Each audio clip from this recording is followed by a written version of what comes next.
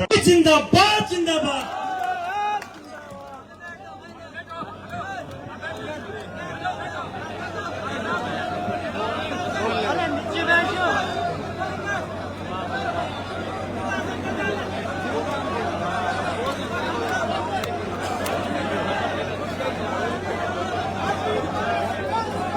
मंचस्थ सभी आदरणीय, अरे आका ना करो, ठहर जाओ।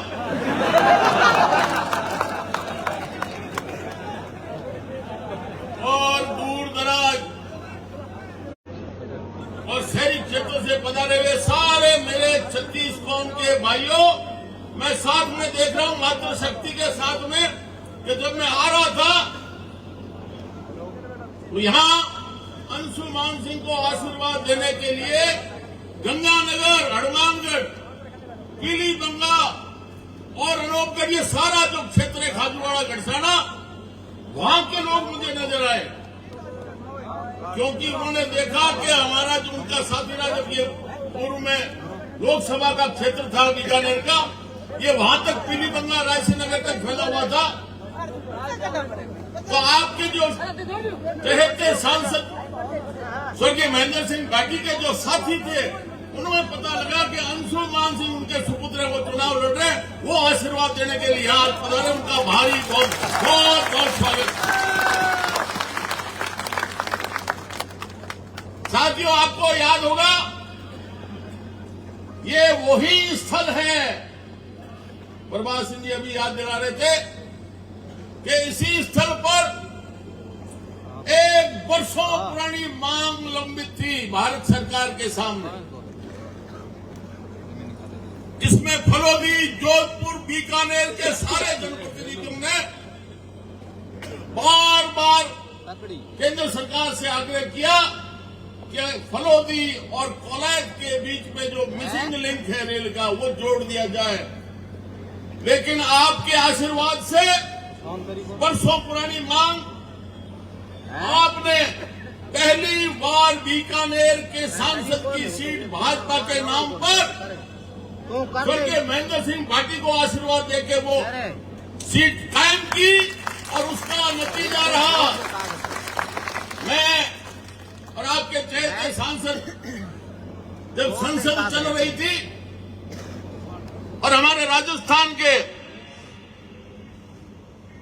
वित्त मंत्री थे जसवंत सिंह जी जसोल, और साथ में रक्षा विभाग का भी उनके पास चार्ज आया हुआ था।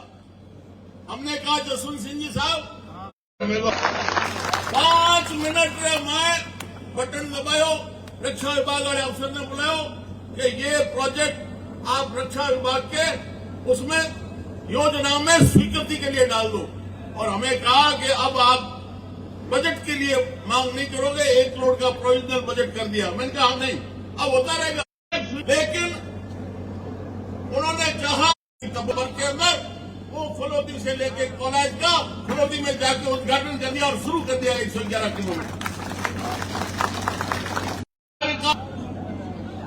अवसर दोबारा नहीं मिला, लेकिन मैं देखता रहा कि वो महेंद्र सिंह भाटी आपके बीच में रहे, लगातार आप लोगों का आशीर्वाद रहा। लेकिन हम भाग्यशाली थे कि उनकी तरफ से आम जनता का कोई उलाना ओलबा आज तक हमें नहीं मिला। महेंद्र सिंह भाटी को आज भी याद करते। और भारतीय जनता पार्टी ने,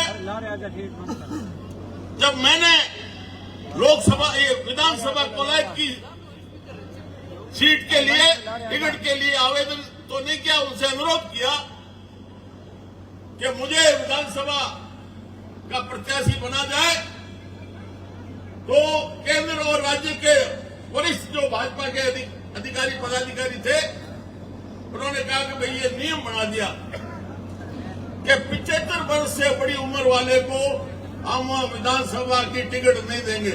अरे मैंने कहा लाओ तो सही किसी आपके 25 साल के जवानों को मेरे साथ पंजा तो लड़ाए कोई।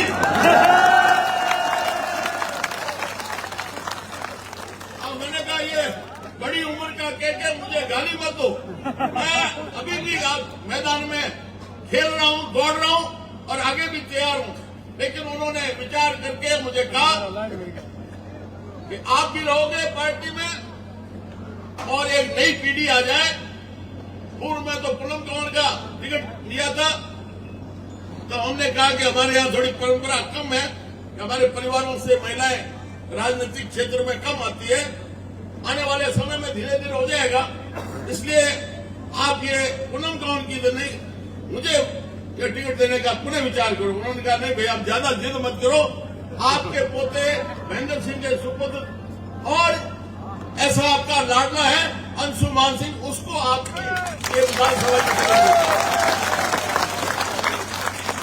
और आज आपने जिस तरीके से जबरदस्त जोश और खरोश से, मैं देख रहा हूं पता नहीं कौन सी वो ग्रह चक्कर घूमते कि वो शनि उतर गया, बृहस्पति लागू हो गई। मुझे साल भर से पार्टी वाले दरवाजा बंद किए रोके थे कि नहीं, पार्टी में प्रवेश नहीं मिलेगा।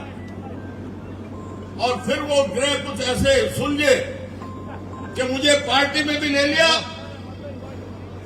और जब हम जयपुर से काफिला लेके निकले, 2-3 गाड़ियां मुश्किल से थी और चलते चलते रींगा, सीकर, ये आपके रतनगढ़, फतेहपुर, डूंगरगढ़, सारी जगह स्वागत होने लगा, काफिला बढ़ता रहा।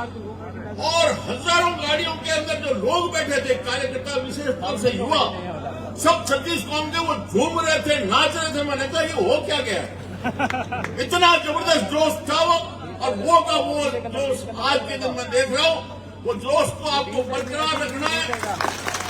और भारतीय जनता पार्टी का गठन कॉलेज में शहराना इसका संदेश जाएगा। मोटी बात यह है कि आज के दिन आप इकट्ठे हो गए, ये नहीं, वो संदेश देखिए, वो जो काफिला चला था जयपुर से देश लोगों के फलाना कॉलेज तक, उसका संदेश गया हमारे के सामने। वो छाए हुए सब उनसे सलाह लेते हैं, तो वो एक एक की खबर रखते हैं, एक एक के ऊपर नजर रखते हैं।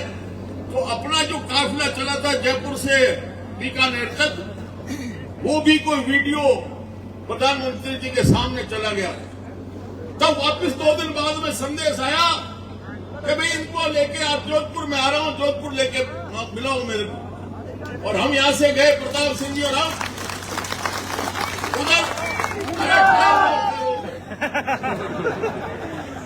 वहां ले गया, इतना जल्दी हवाई जहाज नहीं मिलेगा। उधर से तो प्रधानमंत्री जी का हवाई जहाज है, वो जोधपुर में उतरा और हम भी उधर से हमारा हवाई जहाज लेके बराबर उतर गए। और बिना सिक्योरिटी चेक, मतलब वहां सिक्योरिटी बहुत सख्त होती है, एसपीजी वाले घुसने नहीं देते। आपने देखा होगा सबके वहां लॉकेट वो क्या है, पास लटके हुए थे। लेकिन आपका जो व्यक्ति है उसको ऐसा आशीर्वाद आपका मिला हुआ है, बिना पास के मैं सीधा नरेंद्र मोदी जी के पास पहुंच गया। जैसे ही मैं मिला, उन्होंने पता नहीं क्या अनुकंपा की मेरे पर, वो मैंने जैसे उनको नमस्कार किया तो वो करीबन आधा मिनट तक मेरा हाथ पकड़े रहे। तो मैं क्या पुराना बहला तो दिखा गया। और मैंने कहा वो दे रहा, मैं आपको टोकने वाला था, आप आ गए, अच्छा किया। मैंने कहा हम तो कहां जाते, आपके परिवार के थे। नहीं, मैं टोकने वाला था, अगर गिरिगड़ा कहता रहा। तो अब मुझे पूरा विश्वास है, चलो टिकट आनी तो बात गई। अब मैं जिका हमारा सपना है, जिका बाकी रेवड़ा है, अब आज भी पत्रकारों पूछो कि अब आगे आपके जीवन में आपका क्या सपना है, कैसे आप क्या करना चाह रहे हैं। मैंने कहा मेरा सपना जो अधूरा रहा हुआ है, क्योंकि मैं भी सिंचाई मंत्री रहा हूं, लेकिन उस समय सरकारों के पास इतना बजट पैसा नहीं हुआ करता था, न इतना कर्जा मिलता था। अब मेरा सपना है कि पूरे राजस्थान को सिंचित करें और सारे नदियों को जोड़कर हर गांव में, हर खेत में पानी पहुंचे। और उसके लिए मैं हमारे प्रधानमंत्री जी से अनुरोध करूंगा मिलकर कि वो मुझे अवसर दे। तो जहां पानी पहुंच गया, सिंचाई होने लगेगी, तो सारी खुशहाली आ जाएगी। ये मेरा सपना है जो मैं जरूर पूरा करना चाहता हूं। और बाकी तो आपने यहाँ हालचाल को बता रहे थे, कि 5 साल, क्योंकि मुझे आपने छुट्टी दे दी थी 10 साल से, और भाजपा पार्टी से भी मैंने छुट्टी ले ली थी 5 साल में, लेकिन जब सुनने में नार पड़े तो 5 साल अधिका में समाचार सुन रहे हो राजरा, लोग कह रहा के लूटे खावे, कोई अफसर मारी सुने को नहीं, सही बात वास्ते। तो मैंने बात पर